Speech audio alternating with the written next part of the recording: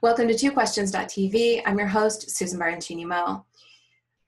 Well, it didn't seem right to film a regular episode today, and I wasn't going to post an interview. As soon as I saw the news this morning, I thought this is probably the thing I need to talk about. So it's Monday. Last night was the Las Vegas shooting, and I thought the only thing I can really do is to speak to you as a coach and to tell you to take care of yourself, to pause and breathe and take care of yourself. Right now is a difficult moment for many of us, for all of us, and it's scary. And so right now you just want to take care of yourself and your loved ones. I also want to encourage you to ask these questions. What world do you want to live in? And what are you doing right now? How are you making this world today more like the one that you want to live in? That answer probably won't come as, oh, well, I'm arguing with people on Facebook. Facebook is fine, but we used to live in a world where our next door neighbor could have completely diametrically opposed politics from us, and we might not know it.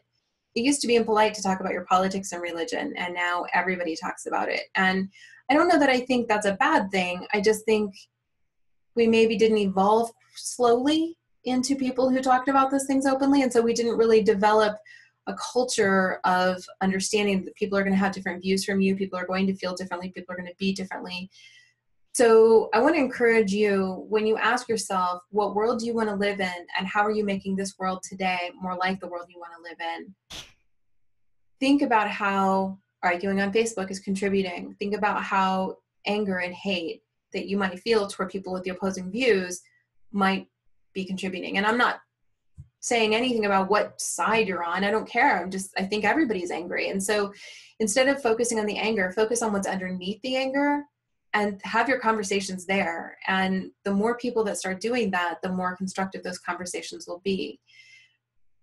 I think that the other thing that happens is if you're asking yourself those questions, I can tell you this much, like I don't control the laws. I don't control who buys guns. I don't control who does anything. I only control myself. I only control what's in my own ability to do. And so when I ask myself what world I want to live in and what I'm doing to make this world like that, then that's all I can do is control myself. And if that means that I want to have more impact, then maybe I need to run for office. Or if I want to have more impact, maybe I need to, start a nonprofit or organize my community. Or maybe it means I need to put down my phone and go talk to other people as human beings instead of people on a screen on Facebook.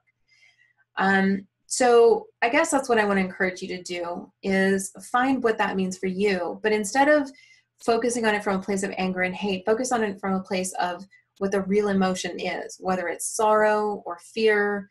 My feelings, my primary feelings right now are sorrow and fear. And, it's funny, I do feel afraid. I go to a movie. I don't go to a movie very often, and my friends don't really know that. I haven't really told anyone that, but I don't really go to movie theaters anymore.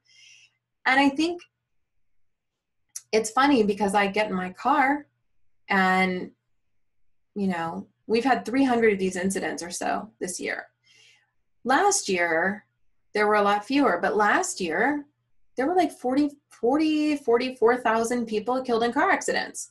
And I don't know how many people killed with cancer, heart disease, diabetes. These things are all killers. They're not violent in the same way, but many of them are sudden. And so I guess the only thing I can control is me. I can't control you. I can't control what you do. I can't control anyone else. So all I can do is ask myself, what world do I want to live in? And how am I making this world more like that? How am I making this world more like the world I want to live in? And what small actions can I take to make this world a better place? Those are some things I'm going to be thinking on in the coming weeks. You may see some evolving of this show as I process that. We'll see.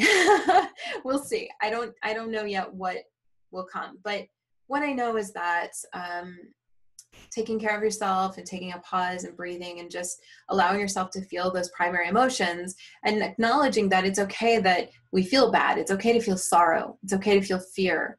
It's okay to feel confused and to not know why this happened, because at this point, as I'm recording this, we don't know why. So for now, just try and be okay with the fact that you're going to feel some negative feelings. You're going to feel some uncomfortable feelings, and take care of the people you love.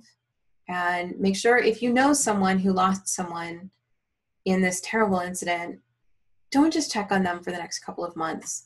Grief is an experience that lasts years, and it doesn't go away. So be sure and check on the people you know who lost family members last night. This goes for any time, but be sure and stay in touch with them for a long time, not just a couple of months and then they're fine. That tends to happen. So stay in touch with those people. But in general, every day ask yourself, what world do I want to live in? And how am I making this world right now more like that world, more like the one I want to live in?